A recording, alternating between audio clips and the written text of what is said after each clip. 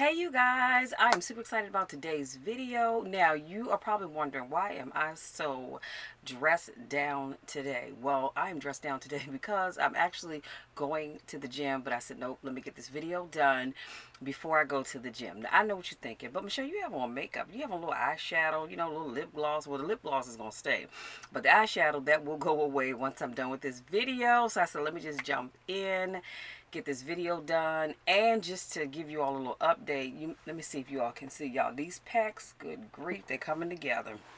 I'm just saying. So today I want to talk about 11 best new movies on Netflix to watch in May.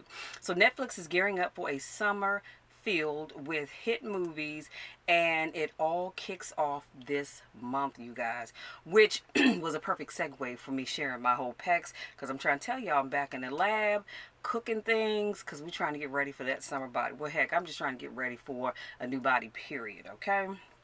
So, in the coming days and weeks, Netflix will be boosting its library with original releases and some throwbacks, with the selection ranging from horror to rom-com and everything else in between. So it's hard to even know where to start, but that's where I come in, you guys, to give you the best new movies on Netflix this month. So number one, Notting Hill. Now, the first few movies that I'm going to talk about have already been released. They're on Netflix now. But towards the end of the list, those are movies that have not come out just yet. So I'm going to be giving you the dates that they are going to premiere. And I know, you know what? I said 11 movies, didn't I? But I'm looking in my notes, and I actually have 24. Interesting. Okay, so we're just going to change that. And I'm sorry, my sinuses are draining today. So we're going to start with number one, Notting Hill. And so this was released on May the 1st.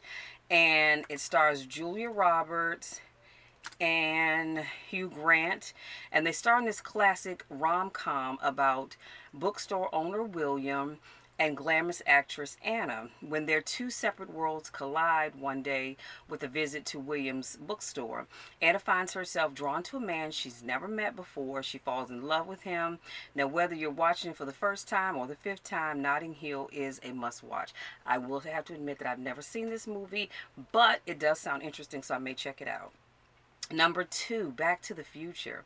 This was released on May the 1st. Back to the Future introduced us to Marty McFly in 1985, when Michael J. Fox time traveled back to the 50s thanks to a wonky experiment by his friend Doc Brown, who was played by Christopher Lloyd. The hit movie spawned two sequels, and this month, you guys, Netflix isn't just releasing the first film in the Back to the Future franchise. They will be getting Back to the Future Part 2 and 3 as well. Now, I can say I did see Back to the Future. I'm almost certain I saw Part 2. Can't say, I won't swear in the Bible anyway that I saw Part 3, but I'm almost certain I saw Part 2. Number three, Mystic River. This was released on May the 1st. So 2003's Mystic River packs a whole lot of star power into one movie. The crime drama stars Sean Penn, Tim Robbins, Kevin Bacon, Laura Lindley, Marcia Gray Harden, and the list goes on and on. When a man's daughter is murdered, his two childhood friends are linked to the case, one as a suspect and the other as a detective investigating the crime. The chilling film earned multiple nominations, including a Best Picture nod at the Oscars. I have to admit, I have not seen this movie. Number four, Scarface, which was released May the 1st. Al Pacino stars in the 1983 Scarface, as Tony Montana, a ruthless drug kingpin willing to murder anybody that gets in his way. But his thrilling rise to the top of the game won't last forever, as Tony threatens to be the cause of his own downfall. Now, you guys, I have to admit, I have never, ever in my life seen Scarface. So I think I will take the time now to watch it, because I've never seen this movie. Number 5, The Pelican Brief. This was released on May 1st. Julia Roberts starts in the 1993 drama as a young law student who teams up with a talented journalist played by none other than Denzel Washington to crack a conspiracy. The thriller comes from the mind of John Grisham, who wrote the book of the same title. Now, I can honestly say I've not seen this movie, nor have I read this book, but I do know that John Grisham writes some seriously awesome books, you guys. I would have to go, in fact, across the room in a box of the books that I actually have been trying to get rid of. I just seem to keep forgetting to donate them, but I have read quite a few of John Grisham's books. He is a very talented author. So this is on my must-watch list as well. Number 6, Warhorse, released May 3rd. This 2011 adaptation of the 1982 children's novel Warhorse. This simple story is of a boy and his horse recalls the Black Stallion. That's all I have about this. So I don't know if you've ever seen it. Can't even say I've ever heard of it, so I know I haven't seen it. Number 7, Framing John DeLorean, released May 5th. Alec Baldwin transforms into John DeLorean in this 2019 film about the infamous automaker. The biopic follows DeLorean in both his life as well as his career, beginning in his days at General Motors and continuing into his mission to make the best sports car in the world. So whether you're a classic car fan, a history buff, or both, Framing John DeLorean is sure to please. Again, I've never heard of this movie, so I know I haven't seen it. Number 8, Monster. And it was released on May the 7th. And Netflix snagged the rights to Monster last fall after its first premiere at the Sundance in 2018. And now a wider audience can finally see the story of Steve, played by Kelvin Harrison Jr., an honor student from Harlem whose life is changed forever when he's charged with felony murder. Get ready to see a packed cast that also includes Jennifer Hudson, Jarrell Jerome, Jeffrey Wright, and John David Washington, plus Nas, and I'm going to say that's ASAP Rocky.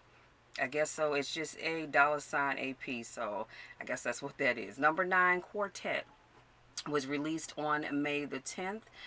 And this stars Dustin Hoffman, was in his mid-70s when he finally took the leap into directing with this 2013 adaptation of the Ronald Howard play. The cast appears as the residents of a British retirement home for musicians who revive their glory days once a year for a benefit concert. But old heartbreaks and rivalries resurface, and the arrival of a legendary diva played by Smith, the stakes are fairly low, and there's a little real doubt to the outcome. But as one might expect from an actor of Hoffman's caliber, the performers in the film are giving ample opportunity to strut their stuff. Again, I've never seen this movie either. Number 10, Oxygen, and it releases on May the 12th. French thriller Oxygen is sure to give you goosebumps. The film stars Melanie Laurent as a woman who wakes up in a cryogenic chamber with no memory of how she got there.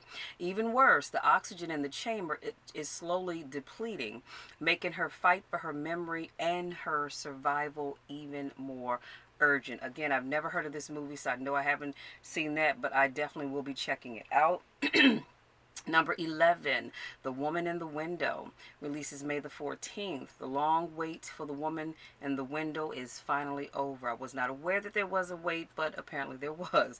So after plans for a theatrical release were abandoned due to the pandemic, the Amy Adams thriller landed at Netflix, where it's set to premiere on May the 14th. Adam stars as an agoraphobic alcoholic and all-around unreliable narrator who watches her picture perfect neighbors from behind her curtains. But when she witnesses what she thinks is a murder next door, she lets the crime consume her and she becomes obsessed. This is definitely on my list of movies to watch. Number 12, Sherlock, and this is series 1 through 4, releases on May the 14th. The basic premise of this BBC series, which ran sporadically in short seasons from 2010 to 2017, was a simple one: relocating the characters of Sir Arthur Conan Doyle's Sherlock Holmes stories to modern London and inserting them into a contemporary police procedural series. It could have been a cutesy gimmick, but the series creators Mark Gatiss and Steve Moffat clearly used the tension between the past and the present to explore the particulars of these already beloved characters, reframing them into our contemporary understanding of psychology and trauma. Thanks to the feature length running times and movie star turns by Benedict Cumberbatch as Holmes and Martin Freeman as Watson, this feels less like a TV series than a new franchise worthy of comparison to the old Basil Rathbone and Nigel Bruce films from the 1930s and 40s. Number 13, Trumbo, releases May 18th. Bryan Cranston nabbed an Oscar nomination for Best Actor, which was his first one, for his work as the blacklisted screenwriter Dalton Trumbo in this 2015 biopic from the director Jay Roach, who also directed Bombshell. Trumbo was a prolific writer, industry gatfly, and unapologetic communist who found his seemingly unstoppable career on the skids when he and 9 other industry figures, the so-called Hollywood 10, were deemed unfriendly witnesses by the House Un-American Activities Committee. The storytelling is overly simplistic, but the busting supporting cast keeps things lively, particularly Helen Mirren as the notorious gossip columnist Hedda Hooper, and John Goodman and Stephen Root as the cigar-chomping exploitation producers who give Trumbo a job when no one else will. Number 14, Army of the Dead. This releases May 21st. Zack Snyder's Army of the Dead is giving us the summer zombie blockbusters that we are craving. Set in an apocalyptic Las Vegas, the movie follows a group of mercenaries who band together to try and pull off an ambitious heist, led by David Bautista. Oh my goodness, y'all, I love me some Bautista, child. As Vegas local Scott Ward, the crew plans to break into the quarantine zone of the city and steal $200 million that's being kept in a vault underneath the Vegas Strip. As if the stakes weren't high enough already, the clock is ticking and they only have 32 hours to get in and get out before the city is burned to the ground. And y'all know anytime you have a movie with zombies in it, it's pretty much going to be a good movie. And it's got Batista in it as well, honey. This is a must watch on my list. Number 15, Blue Miracle, releases May the 27th. Blue Miracle tells the true story of Casa Hogar, an orphanage in Baja, Mexico, after their home is hit by Hurricane Odell. In 2014, the boys of Casa Hogar enter Bisbee's Black and Blue fishing tournament in hopes of winning the prize money to keep their home from closing for good. The touching story also stars Dennis Quaid as a fishing champ who teams up with the boys of Casa Hogar and Jimmy Gonzalez as Casa Hogar caretaker Omar Venegas. I guess that's how you say his last name. Number 16, American Crime, seasons 1 to 3, releases May the 29th. John Ridley, the Oscar-winning screenwriter of 12 Years a Slave, created this ABC anthology series, which each season tells a different story filled with different characters, often played by a recurring cast.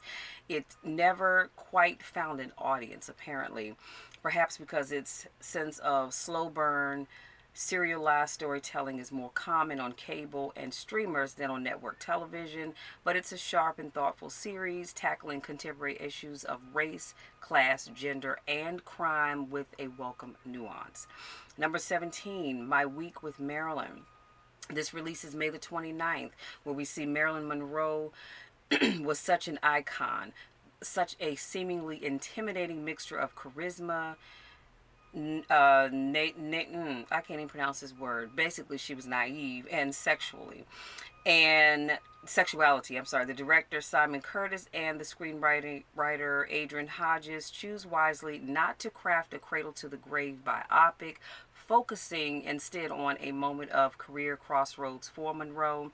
The result is an uncommonly personal and human portrait of a genuine legend. So I love the fact that they're not just trying to exploit her whole life, but show us probably parts and sides of Marilyn Monroe that many of us did not know, because she was before my time, obviously. But I think I'm going to check this one out. Number 18, The One I Love, releases May the 29th. Elizabeth Moss and Mark Duplass star as a married couple attempting to work out their issues during a private therapeutic getaway in this clever indie drama with the heart of a twisty thriller. It's a strange, unpredictable movie and a funny, knowing one to boot. Number 19, The Blair Witch Project. Y'all have to admit, I never saw this movie either. But this is going to come out on May the 31st. Few movies can legitimately claim to have changed cinema, but this 1999 indie horror classic can. And not only because of the ambiguity of footage, found footage, thrillers in the years that followed. It sported no stars, a microscopic budget, and digital video photography that was barely a notch above home movies. But it also told a compelling story with sympathetic and recognizable characters, while the directors Daniel Myrick and Eduardo Sanchez used the handmade excuse me, the handmade aesthetic to give the film a frightening authenticity. Again, I did not see this movie before, but I will be checking it out. Number 20, this is a movie that I did see. And y'all, when I tell you this movie was a really, really great movie, some of you may agree with me, some of you may not, and it's all right. We can agree to disagree, right? But number 20, Brokeback Mountain. And this is releasing on May 31st. Heath Ledger and Jack Gyllenhaal craft career best performances as Ennis and Jack, two rough-hued ranch hands who fall unexpectedly and passionately in love over a summer alone in the mountains, but things are very different for them once they return to sea level. They're expected to bottle up their relationship and lead lives that turn into a decade-long of lies, basically. And both actors convey that undeniable heartache. So when I tell you guys this is a movie that you want to check out, if you have not seen this movie, I would suggest that you watch it. Some people have said, but Michelle, I don't want to see a movie about two men frolicking together. And I have to tell people it's about so much more than that. That's not even, I mean, yeah, we see that, but that's not what the movie is really about. It's about two men at a time when it was not cool, if you will, to be gay. And I believe in the movie, if I remember correctly, they both were married, two women, and they were fighting this attraction that they had towards towards each other, but also realizing that they had to go back home to their other lives, and that was just hard. So I would suggest check this movie out if you have not checked it out already. Number 21, Julie and Julia, releases May 31st. Nora Ephron's final feature film was also one of her most ambitious, cleverly adapting two memoirs simultaneously. The writer Julia Powell's chronicle of her year-long attempt to cook every dish in Chef Julia Child's Mastering the Art of French Cooking and Child's own My Life in France. Ephron's witty script makes the most of the pairing, finding sly similarities and divergencies in their lives, relationships, and of course, culinary styles. Number 22, Milk, releases May 31st. The life of Harvey Milk, the first openly gay person elected to personal office in California, is brought to vivid life in this masterful 2008 biopic from the director Gus Van Sant. Sean Penn picked up his second Best Actor Oscar of the decade for this powerful title turn, which beautifully captures not only Milk's compassion and drive, but also his considerable warmth and humor. John Brolin was Oscar nominated for this complex work as Dan White, Milk's colleague on the San Francisco Board of Supervisors who murdered him in 1978. Dustin Lance Black's Academy Award-winning screenplay pays humble tribute to Milk without turning him into a saint or a martyr. So this is definitely something that I probably will check out. It sounds very, very interesting. Number 23, Miracle, releases May 31st. Kurt Russell first came to fame starring in a series of live action Disney films in the late 1960s and early 70s. So there's a wonderful circulatory to his appearance in this Disney sports drama from 2004. It tells the true story of the 1980 U.S. Olympic hockey team, a scrappy crew of amateurs and underdogs that unexpectedly and that frigid moment in the Cold War inspirationally topped the highly favored Soviet team. There's not much suspense in such a well-known story, but the director Gavin O'Connor, who also directed The Way Back, digs out the interpersonal dynamics that make the story compelling. Russell's finely tuned performance turns the tough-as-nails coach into a real complicated character. Number 24, last but not least, another movie that I did not see when it first came out, but I will be checking it out, and that is The Pursuit of Happiness. And this movie releases on May 31st. And this is the true story of Chris Garner, who is a single father who went from homeless desperation to success in the business world, is brought to tender life in this 2006 drama from the director Gabrielle Monsino, adapting Garner's memoir. Will Smith picked up his second Academy Award nomination for his heart-wrenching work as Garner, who finds his upbeat attitude and never say die worldview challenged by the struggle to find work and raise his son, who is played by his own real-life son, Jaden. The authenticity of that relationship translates well to the screen. So you guys, I definitely will be making sure I watch that movie, because I'm probably like one of maybe two people that didn't see this movie when it came out in 2006, but I will be watching that. And I don't know why I didn't watch it. I truly don't. I just didn't. But I have the chance to now see it. And so I'm going to leave the list of the titles that I shared with you guys, the dates that they released or have already released. Have released or will release in the description box. Make sure you check out some, if not all, if you choose to, of these movies. I think they all deserve, some checking out, right? And some of them, like I said, are some of these movies I had never even heard of.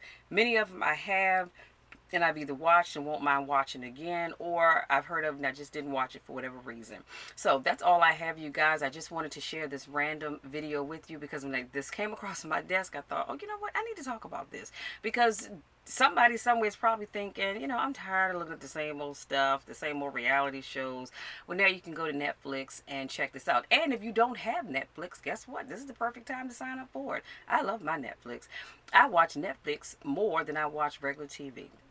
But y'all, that's all I have to share with you guys. Thank you so much to my newest subscribers. Thank you so much to those of you that continue to support me and all that I do. I love each and every one of you to the moon and back. You know the drill. You know my spiel. There's nothing you can do about it. Absolutely nothing at all. So deal with it, because I'm going to love you no matter what. And matter of fact, I'm going to love you even when nobody else even likes you. And that you can take to the bank. Until next time, take care.